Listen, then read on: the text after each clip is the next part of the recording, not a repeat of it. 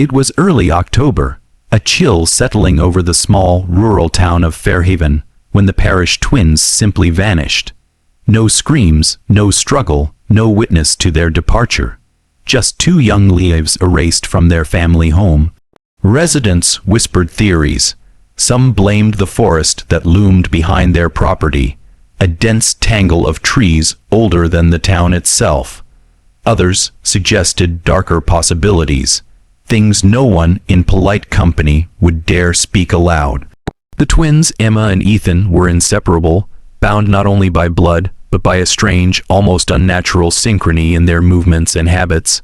They shared the same obsessions, the same habits, even the same dreams, or so their parents claimed. Hello everyone. Before we start, make sure to like and subscribe to the channel and leave a comment with where you're from and what time you're watching. That way, YouTube will keep showing you stories just like this one. As the weeks turned into months, the town's curiosity festered into paranoia. Search parties scoured the woods, combed the rivers, and checked every abandoned building, but the twins were nowhere to be found. Strange symbols were discovered carved into the trees near the edge of their property. Markings the local authorities dismissed as the work of teenagers. But the Parish family insisted these weren't ordinary symbols. They were warnings, messages meant only for them, meant only for Emma and Ethan. And when they finally returned, in the middle of a foggy morning, something about them was irrevocably changed. Their eyes, once vibrant and alive, seemed distant, as if they were looking at a reality entirely separate from the one the town inhabited.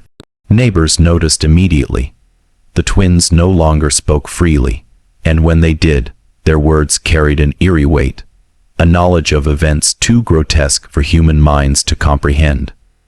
They would laugh at nothing and sometimes scream for hours without reason. Their parents were desperate to explain, but even they seemed to understand little. It was as if the twins had crossed a threshold from which no child should return.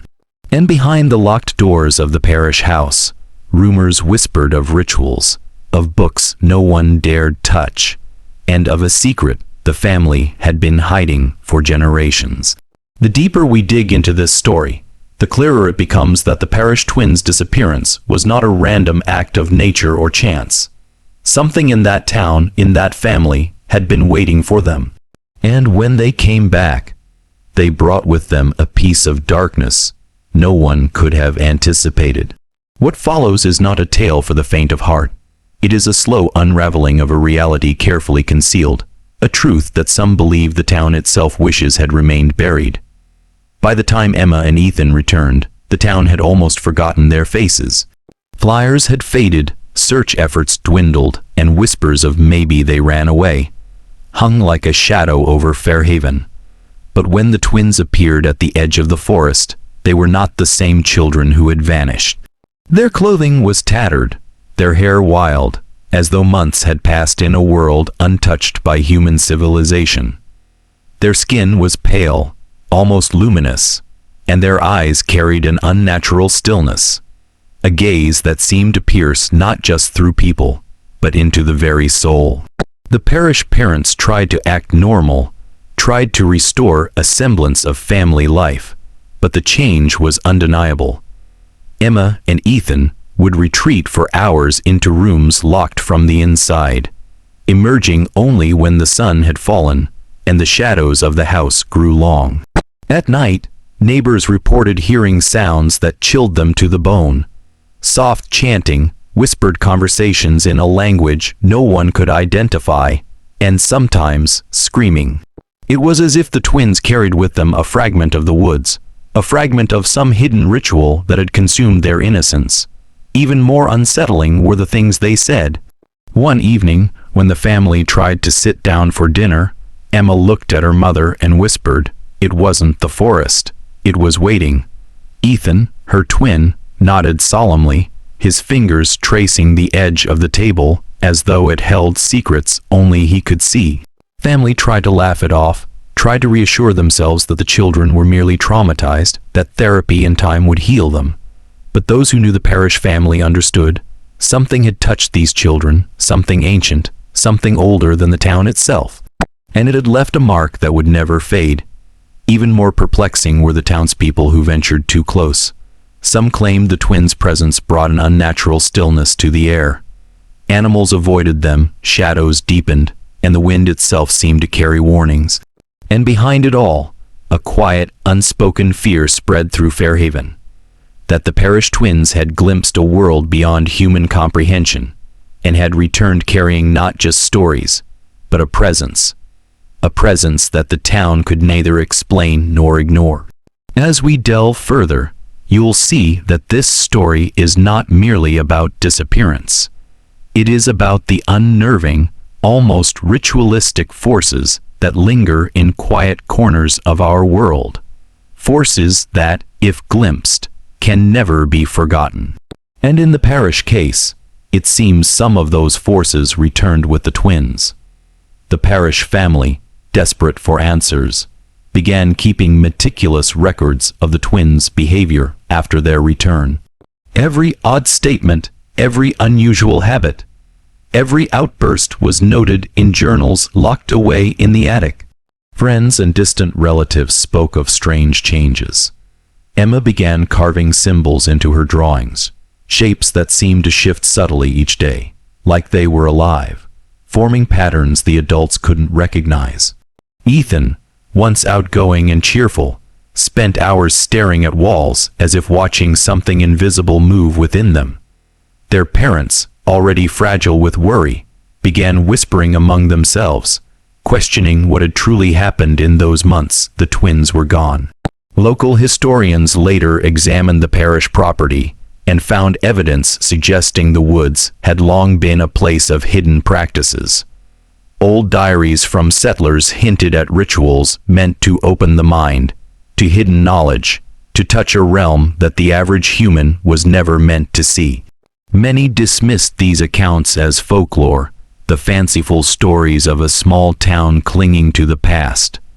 But in retrospect, those old warnings seemed less like myth and more like desperate attempts to keep outsiders from the truth. And somehow, Emma and Ethan had found it. When the twins attempted to speak of their disappearance, they were vague, almost evasive.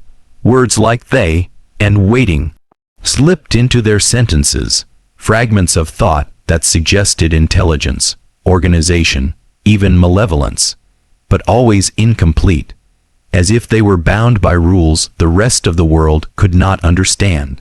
Their parents tried therapy, spiritual guidance, even local clergy, but nothing could reach them. The twins had become enmeshed in a reality outside of our own, a hidden layer of existence that had touched them, and in return, they had brought its echoes back home.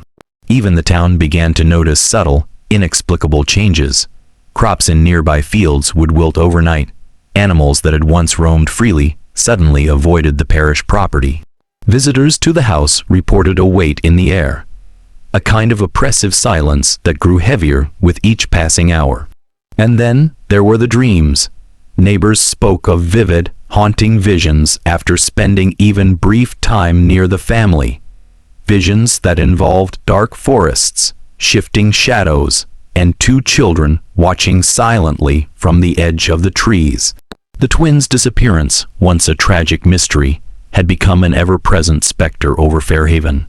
Some scholars and investigators suggest that events like these are not isolated, that pockets of the world contain hidden truths we are never meant to confront. In the case of the Parish twins, those truths had not only been glimpsed, they had come home with them, leaving the town forever changed. As the weeks stretched into months, the Parish twins' behavior grew increasingly disturbing. Emma and Ethan began speaking in unison at times, a strange echo that unnerved even their parents.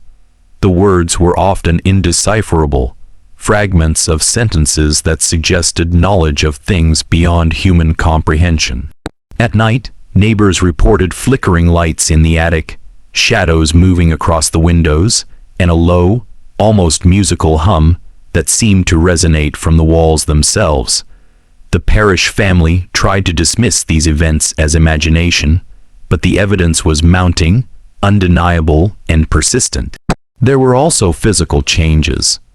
Emma and Ethan's eyes seemed to shimmer differently under light, reflecting shades that no natural eye should possess.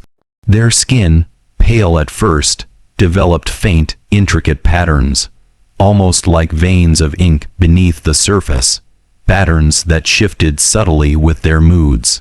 When questioned, they never acknowledged these changes. Their silence was both defiance and protection, as if they were guarding a secret too powerful to share. And yet, in fleeting moments, they would speak of events that seemed impossible, of places beyond the forest, of people who had existed long before Fairhaven, of knowledge no child should possess. The parents, now increasingly terrified, confided in a local historian who had long studied the occult and the darker chapters of the town's past. He spoke of threshold children, a phenomenon rarely documented, where certain young individuals cross the veil between the known world and a hidden dimension. These children, once returned, are said to carry both memory and influence of the unseen world, forever altered and forever dangerous. The historian's warnings were chilling. Once they have touched it, he said, nothing you do can fully bring them back. It wasn't just the family who felt the changes. Local law enforcement noted that the parish property seemed to resist intrusion. Officers reported instruments malfunctioning when near the house, radios cutting out, vehicles stalling, even compasses spinning wildly. Visitors who dared step too close often felt a creeping sense of dread, a realization that something fundamental about the world was different there. And always, at the center of it all, were the twins, silent, watchful, knowing. By the time the town's curiosity turned to fear, Emma and Ethan had become more than children who had vanished. They were symbols of a hidden reality the residents could not name, a living warning of secrets that humanity was never meant to confront. And the chilling truth remained. Whatever had taken the twins had not released them. It had only allowed them to return under its own terms, with its presence permanently intertwined with their very beings. By the time winter settled over Fairhaven, the parish twins' presence had become almost a living shadow over the town. Their silence was deafening at times, punctuated only by strange, sudden outbursts, shrieks in the dead of night that left even the most hardened neighbors shaken.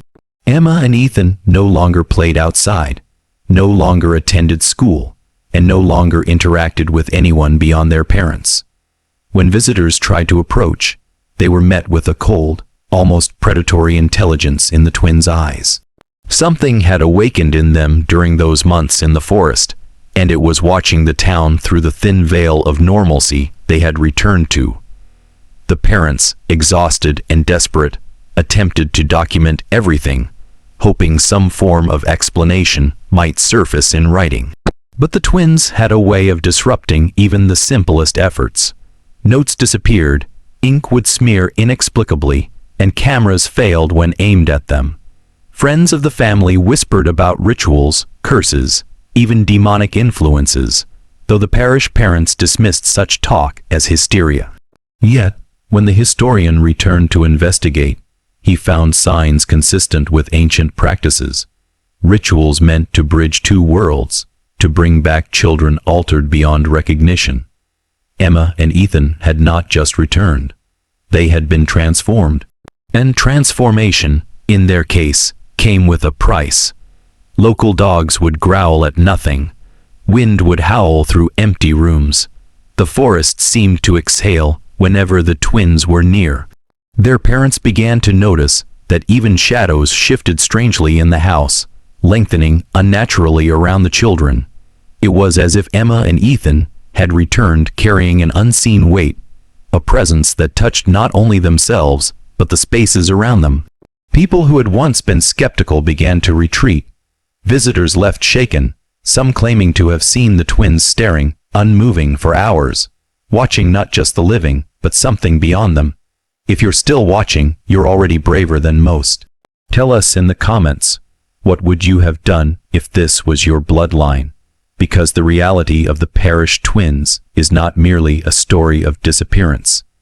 It is a chilling account of forces that quietly shape our world, waiting in shadows, waiting for those who wander too close. And for Emma and Ethan, those forces were no longer in the forest. They were inside the house, inside the town, and inside themselves.